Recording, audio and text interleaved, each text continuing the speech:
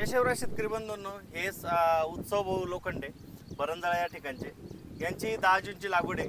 सुरुवातीलाच पाऊस कमी असल्यामुळं आणि खूप काही यावर्षी उष्णता असल्यामुळं यांच्या अद्रकीनं हिट खाल्ल्यानं त्या ठिकाणी बॉईल झाली आणि त्यांची अद्रक अक्षरशः पूर्ण त्यांचा मोडाचा विचार होता. तर त्या ठिकाणी ते आपल्याकडे आले आणि आपण त्यांना बादशाह दिलं होतं. तुम्हीच त्यांच्या तोंडून विचार आहे का? बोला. आपली अद्रक सगळी बॉईल होत होती. तर मोठाचा विचार झाला होता माझा, पण मी यश कुमारवाल्याचे व्हिडिओ बघितले आणि मी त्यांची संपर्क साधला. ते मला म्हटले बादशाह सोड, आणि मग बघ तुम्ही बादशाह सोडलात, माझी सगळी थांबली सगळं.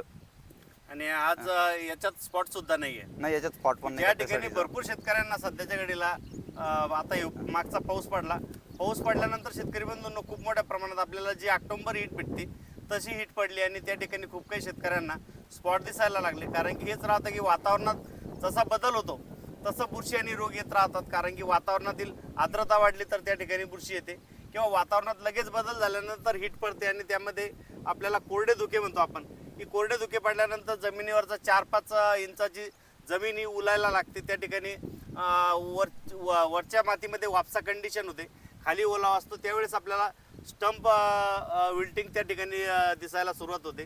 तर शेतकरी बंधूंनो, अशा वेळेस आपल्याला काय करायचं, तर त्यासाठी आपल्याला जमिनीमध्ये हलक्या स्वरूपात पाणी देत राहायचं. पाणी देताना पाणी व्यवस्थापन हे खूप महत्त्वाचं असतं. जर आपण जमिनीमध्ये कंटिन्यू पाणी देत राहिलो तर बुरशीची लागण होते. पण वापसा कंडिशन झाल्यानंतर जर आपण नेहमी पाणी दिलं तर आपल्या जमिनीमध्ये पिकाला हवं तसं अन्नद्रव्य मिळवता येते आणि वापसा कंडिशन नंतर पाणी दिलं तर बुरशी आणि रोग त्या ठिकाणी निर्माण होत नाही. त्यासोबतच शेतकरी बंधूंनो, भर देतानाही विशेष काळजी घ्यायला पाहिजेत. कारण की भर देताना जे स्टंप वरती आलेले त्या स्टंप मातीखाली झाकायला नको.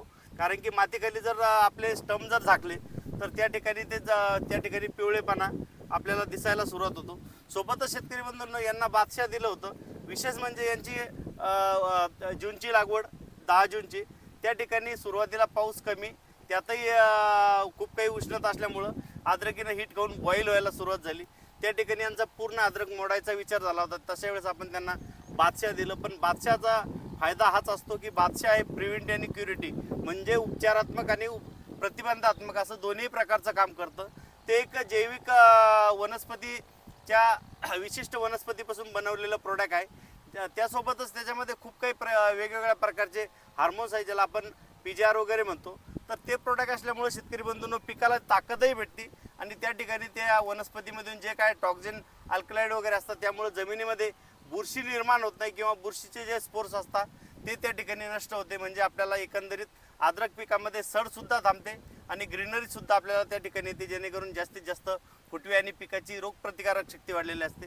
जर तुमच्या शेतामध्ये सड असेल किंवा नसेल तरी तुम्ही या प्रोडक्टचा एकरी 5 लिटर या प्रमाणात वापर करा. जर जमिनीमध्ये ओलावा असेल तर त्यावेळेस ड्रिंचिंग करणं टाळा. ज्यावेळेस वापसा होईल त्याच वेळेस ड्रिंचिंग करा. थँक्यू. जय शिवराय.